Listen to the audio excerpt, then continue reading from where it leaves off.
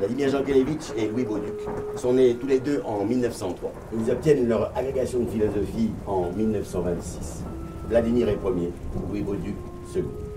C'est le début de 60 années de correspondance. 60 années d'amitié entre deux hommes. Ah!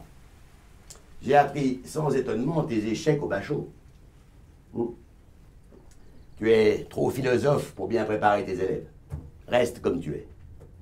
Tant que tes élèves échoueront en grand nombre, rien ne sera perdu. Si nous consentions à ne faire que les choses qui sont exigées intérieurement par notre vie personnelle, nous serions perpétuellement heureux. Je t'écris à toute vitesse dans un salon d'hôtel parmi les conversations des braves gens. À la table d'à côté, il y a 4 trous du cul qui jouent au bridge depuis 1 heure et qui me regardent lorsque j'ai l'air de chercher mes phrases. La volonté peut tout. La volonté est plus forte que la mort. Schelling dit même ceci. La volonté est si puissante que Dieu lui-même n'y peut rien. Dieu ne peut rien contre la mauvaise volonté du méchant. Il ne peut la briser qu'indirectement, en suscitant une autre volonté. Moi, je me suis affilié au Front commun, un grand mouvement antifasciste. Oui, je sais que ça te déplaira. Mais le danger que le fascisme, la brutalité et l'esprit totalitaire font courir à la pensée sont si grands que toute autre considération devient secondaire. Il faut se grouper et se défendre. La surnature en nous, c'est la force de dire non. De répondre non à ce qui sollicite le oui. De dire non au oui et non point de dire oui à oui.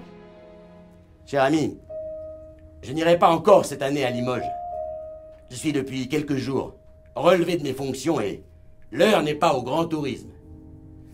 On m'a découvert 2 grands-parents impurs. Je fais antichambre dans d'ignobles boîtes à bachot, où j'offre mes services. Je vends le tout, français, grec, latin, même l'orthographe, que j'ai assez bonne pour un métèque. Je cherche pour mes parents un abri quelque part, ailleurs, n'importe où. Est-ce que tu n'as rien dans ton horizon? Paris écrasé, Paris martyrisé. 11 septembre 1944. Mon cher vieux, j'ai quitté le souterrain pour la vie au grand jour et je m'en frotte encore les yeux et les oreilles. Tu sais, j'ai un peu perdu l'usage de la liberté. Je ne sais plus marcher au milieu du trottoir. J'ai perdu l'habitude de mon propre nom. Écris-moi à ma vraie adresse, à mon vrai nom, Vladimir Jankélévitch. Louis, quand tu seras à Paris, viens me voir quai aux Fleurs, où j'ai retrouvé mon appartement, vide. La France est bien bas, mais elle a le café de Flore que l'univers nous envie. Ah, c'est beau la métaphysique, moi j'aime ça. 1963. Encore un nouvel an. Non mais décidément, il y en a trop. Et toi qui me demandes pourquoi je fais un livre sur la mort. Bah oui, en effet, oui, pourquoi? Comme s'il y avait un autre problème que celui-là. La Sorbonne, en tout cas, n'existe plus, sauf sur l'entête de ce papier à lettres. Je vis depuis 8 mois parmi mes étudiants, passant mon temps dans leurs commissions, leurs assemblées générales, les écoutant, tâchant de les comprendre, renié par mes collègues qui m'accusent de démagogie. Il est vraiment temps de quitter ce monde. Place aux ordinateurs et au dieu business. Place aux ordinateurs et au dieu business. Donc, en avant. Toujours en avant.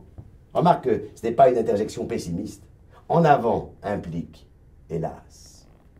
Mais hélas a pour conséquence en avant. Il y a donc une conséquence. Donc, en avant. Ce donc, c'est le contraire du désespoir, qui n'implique jamais un donc. Hélas. Donc, en avant.